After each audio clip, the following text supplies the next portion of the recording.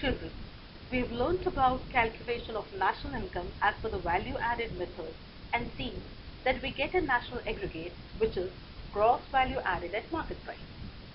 It is also called as gross domestic product at market price. This value added comprises of the value added by the firm in all three sectors, which is at market price, undiminished by depreciation of all the goods and services produced within the domestic territory of India. National income is the sum of the values of all goods and services produced by the residents of India during an accounting year. So, to arrive at national income, we first calculate domestic income, that is, values of all goods and services produced within the domestic territory of India, whether by residents or non-residents. So, when you talk about income method of calculating national income, it is the second phase of the circular flow of income. It is the income generated in the production unit which is further distributed among the various owners of factors of production. From the point of view of household, that is the owners of factors of production, it is the income received. Thus, in phase 2 of the circular flow, there is generation of income as a consequence of the production of goods and services in phase 1. Now the value addition is converted into factor income. For the owners of factors of production, it is the income received in the form of wages and salaries, rent, interest and profits. I repeat, factor income in the form of wages and salaries, rent, interest and profit are taken while calculating national income by income method. And when we do so, we get net domestic product at factor cost. Now, we have factor income. So, do we have a category of non-factor income? If so, what is it? Do we add them for calculating national income? If no, why? So many questions. So let's answer all of these. While measuring national income of a country, it must be kept in mind that not every income is a factor income. For example, payment of a gift to anybody, even to employees, is not a factor payment because it's not a remuneration for the work.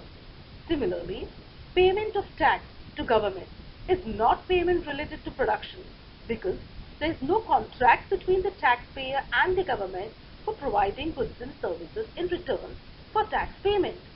Similarly, donations, charity by government to the people, scholarship to students, payment of pocket money to children, donation from foreign governments, winning of lotteries, etc. are all examples of non-factor payment. Such payments are also called transfer payment. For payers, these are transfer expenditure. In brief, any payment made without getting any good or service in return is a transfer payment. Let's take the above example. In a gift, when the payer makes payment in the form of money or good or service but does not receive anything in return, it is a transfer payment. Let's take an example of what is not transfer payment or is a factor payment. That is the one which is made by the production unit in the form of wages, rent, interest and profits to the workers, and it is in return of getting the services of that work. The point to be noted is all transfer payments are kept out of national income. I repeat again, children, remember all transfer payments are kept out of national income, means they are not taken into account while calculating national income. Thus, it is very essential to identify transfer and non-transfer income to arrive at national income. These transfer payments are of two types, current transfers and capital transfers. Current transfers are made out of current income of the year and added to the current income of the resident. These transfers can be within a country or between two countries. Examples are unemployment allowance given by the government, scholarships or donations by the residents of one country to another. All these are examples of current transfers. While capital transfers are made out of wealth or capital of the payer and gets added to the wealth or capital of the recipient. It affects the wealth of both the parties. Example, huge amount paid by the government to households affected by natural calamities is an example of capital transfer. Even international grants, war damages, etc. are examples of capital transfer. So children, in a nutshell, all such kind of transfer income are categorized as non-factor income and are not taken into consideration while calculating national income. Now we are clear in our thoughts that only factor income is added while calculating national income. So, as per income method, national income is estimated in terms of factor payment. As you can see on screen, there are four categories of factors of production. They are land, labor, capital, and entrepreneur. Accordingly, there are four categories of factor payment. They are compensation of employee, rent and royalty, interest, and profit. At times, we have a fourth category called as mixed income, when the income comprises of all the four factor income and is not possible to be segregated. Let's understand in detail these four categories of factor payment. To begin with, compensation of employee. Compensation of employee is a comprehensive term and is defined as the total remuneration in cash, in kind, and in the form of social security contributions by employers payable by an enterprise to the employee in return for the work done by them during an accounting year. So, compensation of employee is just not a periodic payment of wages in cash. It includes various other benefits. As you can see on screen, it has three components. They are wages and salaries in cash, wages and salaries in kind, and social security contributions by the employer. Wages and salaries in cash include daily or monthly payments in cash, including allowance, that is house rent allowance, conveyance allowance, bonus, commission, etc.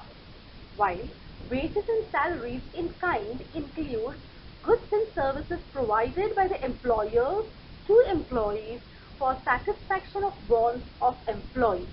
Example, rent-free accommodation given to the employees by the employer.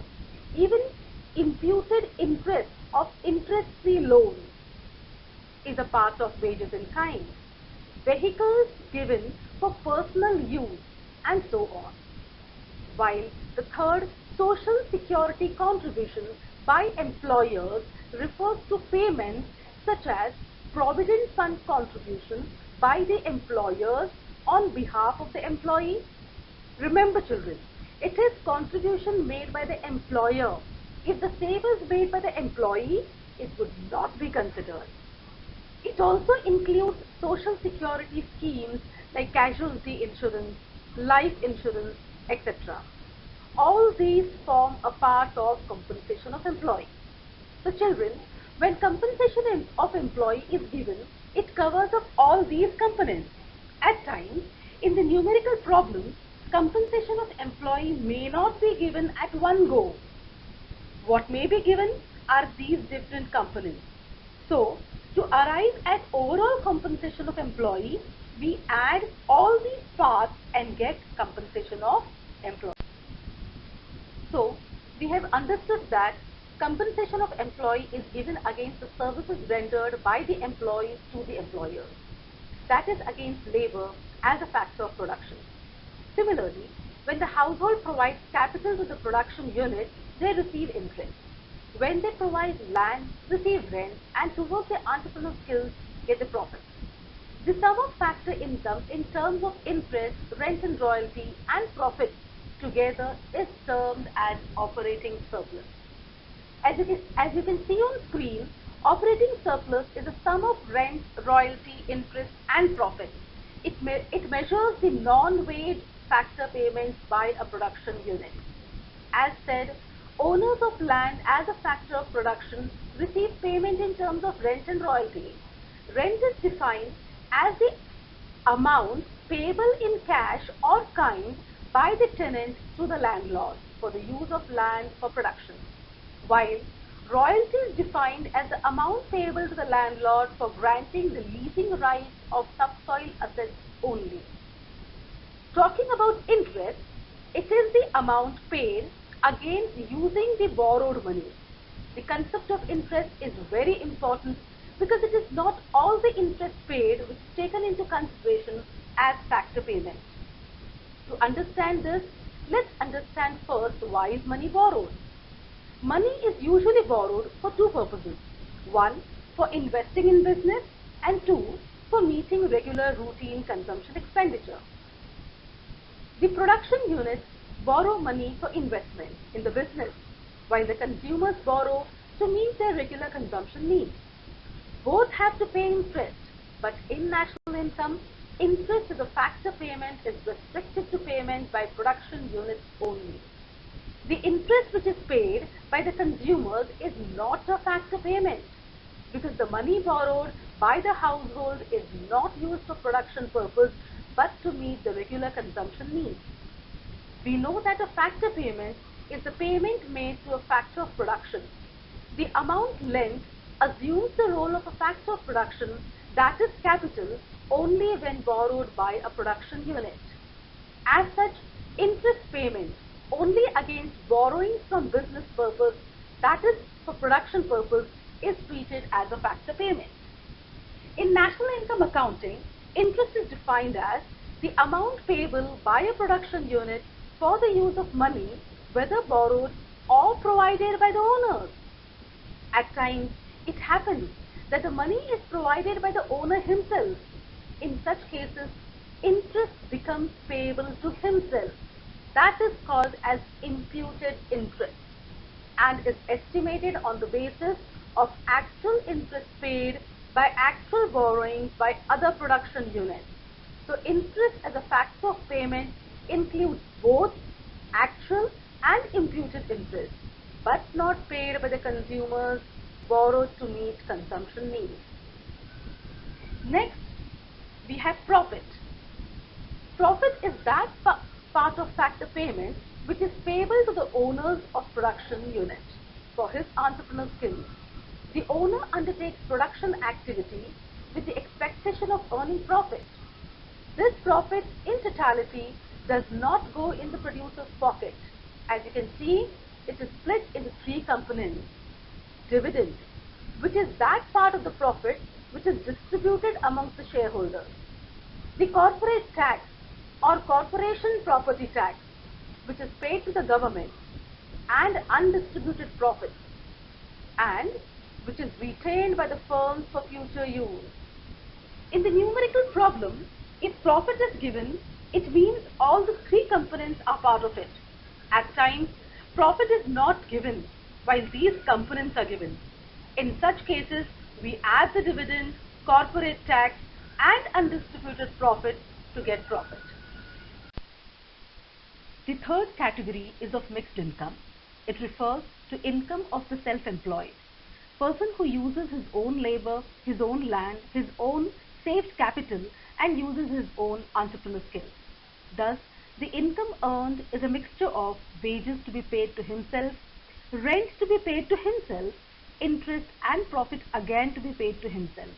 That is why it is called as mixed income. Separation of wage, rent and interest is not possible, so they are recorded under the head mixed income. Sometimes, instead of mixed income, it is also called as mixed income of self-employed. It is so because mixed income arises mostly in case of unincorporated enterprises, where the owners also assume the role of worker, the landlord and financer. As such, they are classified as self-employed. Let's take an example of a self-employed lawyer who sets up his own office in his own building, invests in furniture. In this way, he performs the role of all the four factors of production. He provides his own capital, he uses his own land, works on his own, and he himself is the entrepreneur because he himself has taken the initiative of starting his office. Now, suppose the lawyer charges a consultation fee of rupees 1,000 from his client. The lawyer would record the entry in his books of accounts, 1,000 as profit. But in reality, This is not profit alone. A part of it is remuneration as a worker, another part is rent of land on which the office is situated, still another part is interest on funds invested by him. The remaining part is his profit. As an entrepreneur, as such the consultation fee should be divided into 4 factors of production. But since there is no way to segregate them in the 4 factors of production, such income is recorded as mixed income. Now the point is, how do the economists find the values of total compensation of employees, rent, interest and profit so that we arrive at the national aggregate? For this, the production units are broadly classified into primary, secondary and tertiary. Then we take the sum of compensation of employee, rent, interest and profit and mixed income, if any, paid by all these 3 sectors. The sum total of these factor payments represents the contribution of the sector to domestic factor income, that is net domestic product at factor cost. Now the question is, why do we arrive at net domestic product at factor cost? This is because the producers make payment to the owners of various factors of production only after making a provision for depreciation. Thus the amount arrived is diminished by depreciation. And after taking into account the net indirect tax, that is the indirect tax paid to the government and the subsidy received, so the income arrived is at factor cost. And this factor income is generated within the domestic territory of a country, so it is domestic income. Thus, the valuation of national income via income method brings us to net domestic product at factor cost, as you can see on screen, to which when we add net factor income from abroad, we get net national product at factor cost, that is national income. To sum up, in a nutshell, when we add compensation of employee, rent, interest, profit and mixed income, if any, we arrive at a national aggregate which is net domestic product at factor cost. To calculate national income, as per income method, there are certain precautions which must be taken while estimating national income. We do not include any transfer income, as we have already learned transfer payment by production units must be identified and not included because corresponding to transfer payment, there is no value addition in the economy, like old age pension, taxes paid, unemployment allowance should not be included.